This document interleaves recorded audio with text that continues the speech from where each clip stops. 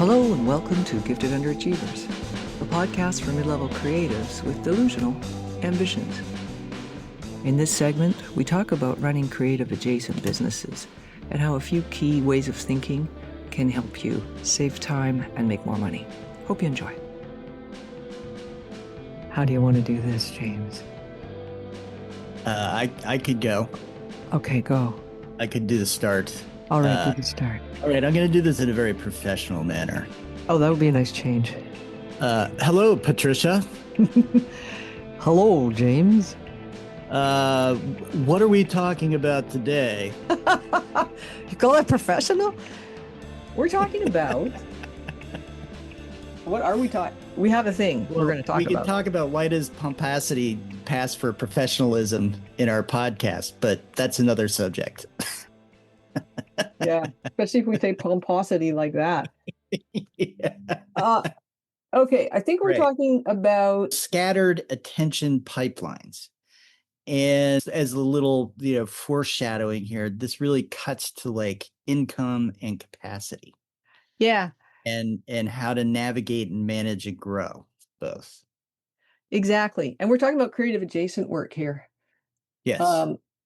Not our beloved creative output. I like, honestly, don't get me wrong, I like my creative adjacent work.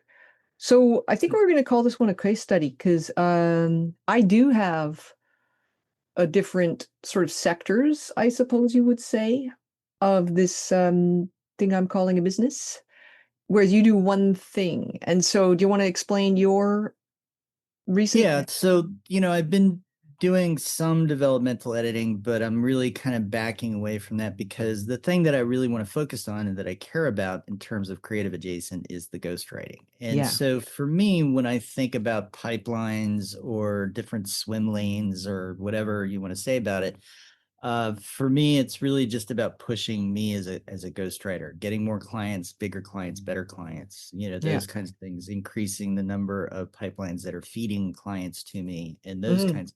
But it's really all about one thing, and that's me as a ghostwriter. Yeah, and I think I've seen. Sorry to interrupt, but I just want to say I've seen. So we both had that year in 2024 where pipelines changed. It was very strange. At that time, both of us were doing developmental editing. I don't ghostwrite, you do, but you were mostly a ghostwriter. And then because of the change in the environment, I've seen over the last couple of years, you go from, having sort of had to, in a way, shift your attention to more developmental editing in order to keep the workflow, and then completely transforming it like last year and into this year, with being incredibly busy with the ghostwriting and having, really solid stream of projects lined up for, for a while. So tell us now what's happening with that. Well, so I really like developmental editing as something to do, because it's guiding, helping somebody figure out a story. And, there's lots of nice things about it that I really like. But for me, just as the career I want to have and the goal that I've set for myself to grow as a ghostwriter, and, and I had laid out, and I think I've said this in the podcast, I want to be one of the top 20 ghostwriters in the country. In North America. Right. Yeah. And I'm not going to get there if I'm doing developmental editing as well. Right. Yeah. So I've really got to I've got to focus. Yeah. And I've got to keep, churning on that. But what in sort of our little prep conversation here, you did a really nice job of laying out, I guess you have these 3 different swim lanes. And it's about, how you, I don't want to use the word juggling because that sounds a little haphazard, but how you approach managing these 3 disparate swim lanes, professional swim lanes, without letting one overwhelm you or being overwhelmed by all 3. Yeah. And you really got into some nice specifics that I think when you go online and you look for, how do I increase my income as a creative or something like that, you're going to get page after page after page of just lists of stuff. Yeah. Generalizations of things you could do, like, start a side hustle. Yeah, right. And it's sort of like, well, okay, that's all great, but I need to get deeper. So I was thinking maybe you could explain what are the three swim lanes and what do they represent to you professionally? Okay, I will. I think of them more as a pie because swim lanes, and I can't swim in three places at once, but I can Ah, eat a whole pie. So, um, my main source of income is through a company, Lucid Edit. It's my company, and I mhm, provide editing services for people who wrote books. So I'm a book editor. So Lucid Edit is probably 80 to 85% of my income. mhm, Then a different organization, Editorial Arts Academy. I don't own it. I teach through it. It's international in terms of the student base, and I teach and create courses through there. And then a mhm, third area is what, in some ways, I'm calling pension projects. It's mhm, this sort of hybrid thing. One is it's Lucid Editions, really, is the publishing imprint I started, and that I just publish my own stuff that is too niche or guided journal. It would just be pointless to try and enlist a publisher, a traditional publisher mhm, for that. So I put out books. I also do this. I create courses through a writer's roadmap and put those up on places like Teachable. Um, and those are, sort of drip fed or semi-synchronous most of the time. So I've got Lucid Edit, 85, say 80 to 85% of my income. Editorial Arts Academy, probably 10 to 15% of an annual take. And then the other stuff, the pension projects are 5 to 10%, something like mhm. that.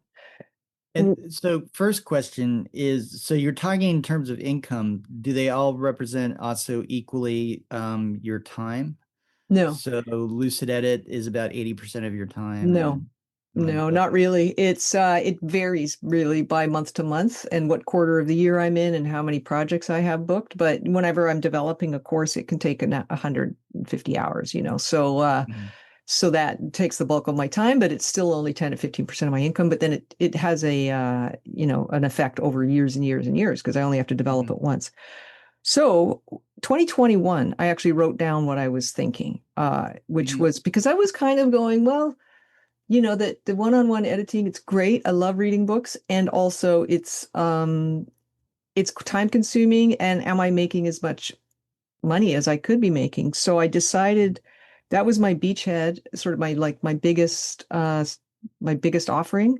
And what I could do is I wanted to double down on it. I wanted to not like get away from it. I wanted to get more into it. And so I thought solve problems of existing clients is mhm, a good way to. So I have a lot of clients, and some people I've worked on 10 books with, and they're successful writers, and mhm, um, add services like a quick read of their next draft, because I do developmentals quite early in the process. And so mhm, um, added things like coaching, quick read, accountability, lots of different small things that I enjoy doing.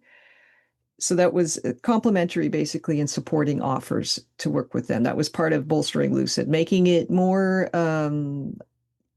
robust, really. And mhm, then clarifying and systematizing everything I could clarify and systematize in terms of how I work with, you know, documents and everything, like mhm, all my stuff. So mhm. certain days for Zoom calls, Calendly instead of just emailing back and forth times Right. and, stuff like that. And Mhm, then expanding my reach for Lucid Edit versus service organizations. So I mentioned with the situation in the US, it's a bit volatile down there. People who yeah. are writing books might not have the cash to do that if the price of gas keeps going up. So Oh. might not have the cash to pay Yeah. an editor. So there are other English language, primarily English language countries that also have editorial organizations, and just making sure Mhm, that I am visible in those. So that's for Lucid. And then for the Editorial Arts Academy, expanding offerings, which I have done a bit of. I offer mentorships. The owner of that company is super easy to work with, really fun person, and mhm, enthusiastic about whatever mhm. ideas I have. So, and I Good. systematize. I've created more sort of self-running, drip-fed or semi-synchronous uh, variants, like versions of the main course I teach there, and I'm going to continue to do that as long as it's possible. And then with my other stuff, I think it's just steady, small production. I just figured out actually how to do something much more easily than I've been doing it. So I can put out another book in my niche subject, another nonfiction book over Mhm. the summer, stuff like that. So just keep going with those little Okay. projects. I had all those ideas in 2021 and I have basically followed through on most of them. Mhm. Yeah. Good. Wow. Congratulations. Thank you. Because I'm excellent at coming up with ideas and then following through on maybe one. So one of there was a word that you used quite a bit for all three of these areas, Yeah. systematize. Yeah. And so I wonder if you could give people just this a little definition of what you mean by systematize and some more examples. I know you discussed a couple of examples, but I think that's a really important piece of what you're doing. Yeah. Um, you're able to execute on these 2021 plans, and I think it's because you have a system. You've systematized how you approach it, Yeah. as opposed to just kind of willy-nilly. I feel like I have time today, so I'll do this. Right. Yeah, no, I do quarterly sort of priority, setting sessions and I time block basically so that if I Mhm. haven't done something and I want it to happen, I time block it into the next 3 months. And so that I know if I spend time with stuff, it gets done. But really what I mean by systematizing is to make stuff repeatable without needing Mm. me to rethink it every time. And so with the ultimate goal of me being potentially able to tell, like have a manual that gives it the instructions to say a VA and having them be able to repeat it so that Mhm. my capacity increases because I'm not the only person doing everything. So that's sort of a Mm. separate topic because I still am the only person doing everything, but I'm finding it takes way less brain power than it did the first 5 years of my business where I was making everything up, Mhm. as Mhm. I went along. And sure, I'd owned a business before and sure I had an MFA and I knew how to, critique and stuff like that, but creating a coherent, non-chaotic system Right. um, for delivering the work I do, the creative adjacent, that took me a couple, 3 years to figure it out. And it was trial and error. And also, I'm basically quite organized by nature. So I know enough to Mm. record the steps in which I do things. And I know enough to track my time and look at where the big time sucks are and then look for Mhm. software or other things that will stop it being such a big time suck. Yeah, and I think it's interesting too that you take a longer view. I don't have data, but Yeah. it feels to me a lot of people want things quick.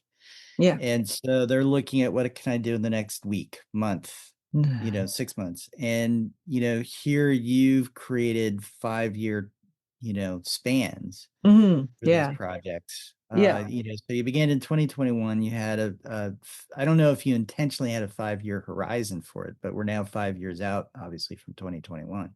Yeah. And so it's not about the instant reward. It's more about a creative progress. Yeah. And actually, I began this company in I think 2010 or 2011. And so 2021 was just 3 years later than the previous time I'd done that kind of longer view and gone, okay, well, how do I make lucid edit this? And in 2018, I didn't have the relationship with Editorial Arts Academy that I had in 2021 because I didn't know they existed. But in Mhm. 2018, I wrote a book that was the basis for the course, and they read the. I asked, I sent them the book, and they read it and said, "Can you make a course?" So so it's like these little actions. You do that from the beginning. Your time horizon when you're first starting might be a year, not 5 years, because you can't see far enough ahead to know what's going to work. But now I've got enough experience that I can see 5 years from now what I want to have happen and how I want to do it. Right. And what I want to do is sort of, systematize like crazy so that I can maintain a pretty decent income with much less hands-on. Yeah. And I think this is a very mid-level way of thinking too, right? So Uh, when you're first starting, you don't even know if you're going to be doing it a year from when you start. You hope that you are, you yeah, hope for success. But once you've reached mid-level, you've got a little bit of staying power yeah, and you can anticipate, okay, this isn't going to fall apart. I'm not going to lose interest and it's not going to fall apart quickly. yeah. Yeah. So that opens up the opportunity to think, okay, 1 year, 2 year, 3 years, 5 years, Yeah. and those kinds of things. But the other thing, so we talk about too, not wanting to work yourself into an early grave. Yeah. Yeah. And so you've got these three things, and within these three things are lots of other subcategories of things. And the systematization is one way that you keep sanity and Hmm. control. Yeah. Are there other things that you do to make sure that you don't feel like the plates are starting to spin out of control? Well, I think it was the idea that to limit, like, back in 2021, I had other options for things I was doing. I had started to put too many tendrils out actually, and that's what made me go, you Mhm, know what, Lucid Edit is the beachhead, and there's ways I can make this interesting again to me. Because by that time I'd been doing developmental editing and other levels of editing for, around 10 years, and I wasn't bored, but I was feeling limited by how many I could only being able to work with one person at a time was limiting. So that's the idea of adding complementary offerings and services and stuff. Uh, um, sorry, what was the question?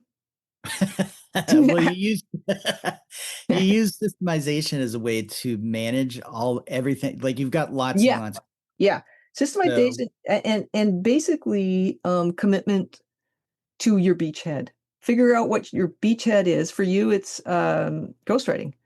yeah. And then commit like crazy. Systematize everything you can around that. Really look at how you do stuff and go, is there something that I am making harder than it needs to be, stuff like that. But Mhm, commit to your beachhead, pay enough attention to whatever other stuff you have going on, but keep it simple, keep it two mhm, or three things. Don't have 10 things that you're trying to keep your eye on. And then within say your beachhead offering, have it so that you're still interested. You're still as lively as you can possibly be in mhm, in the environment that you've created for yourself. And so systematizing is mostly just keeping yourself sane. And then mhm, the sort of complementary offerings can really help keep you interested because I love the quick reads that I do now that I mhm, was not doing them. I was like, well, you could get a copy edit, but they don't, people don't necessarily need the next level of editing mhm. done. They just need somebody to read the story and tell them if it works.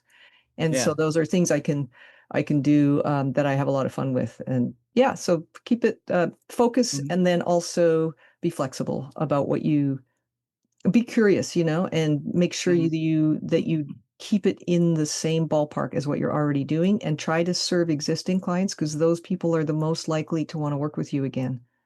Right. Okay. And then so you have your beachhead and then you have your two smaller things. How do you, you know, in a world where you can have choice overwhelm, Yeah. right? Because there's so many different things that you can do as an editor or artist of any stripe, really. Um, you know, how do you navigate choice overwhelm? How do you figure out, okay, this is my beachhead, and then these are the other two things that I'm going to commit to? Because Yeah. one of the problems that I have is I get lots of ideas and I want to do them all, and Right. then failure to commit to one of them. Well, you could think of it as buckets, like what goes in this beachhead bucket, what goes in this other bucket. You could kind of go, what's the most important thing here? It's not so much about what do you have fun doing. It's more about what is the best return on your time investment. And so you're kind of looking at money, but you're also looking at ease of doing. So you're looking at what tools are available. Like right now with my third and smallest bucket, the sort of pension projects, the little books that I put out and that are just, always for sale. With those, the technology has come up so I can lay out a book now in the book I wrote in 2018 that published in 2019. Took me hours to lay it out because I was using a Mhm, template through Etsy that I bought, and then Word and Canva and all this other shit. And now there's this thing called Atticus for PCs where you just pick a theme and it plops your text wow. into it, and you still have to read it, but it does all Mhm, that work I spent hours on. So I would look at what technology exists to make it as easy as possible for you to do it, and I would also look at, again, the systematizing. Once you learn something, mhm, the first time you use anything, write down exactly what you did. So the courses there's this my flagship course, developmental editing for fiction. It's all, it's almost always fully registered for. It's popular. I only run it 2 or 3 times a year now, and Mhm. it's a really good product, I guess you could say. And part of it, we talked about this. I offer feedback on student work, and I had to write down every step because the feedback happens, once 2, 3 times a year, and I Mhm. forgot. It's easy to forget how to be very efficient with doing feedback, and so I have like, spreadsheets with time and effort and Mhm. little graphs and all kinds of things that help me just dive into the feedback and get really focused instead of going, "What the hell am I doing right now?" And Right. get anything you can easily use a tool for, or build a system around. Those are the things I would probably focus on. Okay. And then, the other thing, I think one of the things to be aware of, as we both found out, dealing with aging parents and blah, blah, blah, Yeah, blah, blah, is that you set these things up yeah, and they take on a life and they become part of what you need to do. yeah, And then your outside life gets really, really busy and that impinges on everything, yeah. right? And you can't just stop. No, Right. So you've got to have a way to kind of, one, be recognize that, right? Like yeah, if you perfectly schedule every moment of the workday you want to work, something's going to come up that's going to throw that off, yeah, right? yeah. So I think because just for, to be specific about how that's worked for me in the last year or so is, my beachhead lucid edit, that is the least set it and forget it. That one, I've got people waiting for me, my work, I've got Mhm. deadlines. That one is the one I have to focus on. The other two with Editorial Arts Academy, I don't have to offer a course, like I can just Mhm. talk to the owner and say, I can't do that for the next 6 to 9 months or whatever. So that Mhm. it goes away. It's not on my plate. And then um, the other stuff, it's set it and forget it. It goes away. I don't have, I may have plans to do it, but I will drop them completely. And then all I have to focus on is the one beachhead, which is 85% of my income anyway. So it's like, theoretically, I should still have a Mhm. decent year income wise, even if I have to drop the other two, swim lanes or pieces of the pie or whatever. Right. Yeah. So you prioritize the beachhead. Yeah. And then the other two, I don't know if you intentionally did this, but it's worked out certainly that the other two can be you can give them a little slack Yeah. to Yeah. create space to deal with Yeah. whatever has come up. Yeah. And, was that something you anticipated? I mean, obviously we would say to anybody who's listening, anticipate that Yeah. because it's Yeah. going to, No, it wasn't something I anticipated. What happened was in 2022, shit went really sideways in my personal life. And, I had to sell my house, move, all this other stuff. It was very stressful. And I just had a come to Jesus moment where I was like, you know what? Nobody's holding a gun to my head to make me do these other things. If I stop my newsletter completely, nobody cares, right? It's just another newsletter. Mhm. So I just went, what? And then I started looking at everything and going, what can I drop or delay? And it turned Mhm. out all of the stuff I could drop or delay was not in my beachhead area. My beachhead area was still pretty um, I guess needy. But the Mhm. drop or delay stuff was just happened, I think, to be, I didn't plan it that way, to be in those other two Mhm. areas that make up, 15 to 20% of my income. Yeah. Yeah. So I think, obviously life will, it will happen. Hmm. Um, and you've also been able to use technology to your advantage where, you've found Atticus software, which has helped you be more efficient. Yeah. And so you're looking for efficiency gains where you can. Yeah. Yeah. And where I don't want to, I remember there's a Mac version of that. I forget what it's called, and it's been around for over a decade, where you could lay out a book and Mhm. you just like, it's like a press of a button. And I would have had to buy Mac, and I would have had to pay for the software, which was 300 bucks or something. And I was just like, I don't need it that much. Mhm. I'm just, and then I found a PC version that's really fucking affordable, like incredibly affordable, maybe 180 bucks, and works like magic on the computer I already Mhm. have, which is relatively new. So Mhm.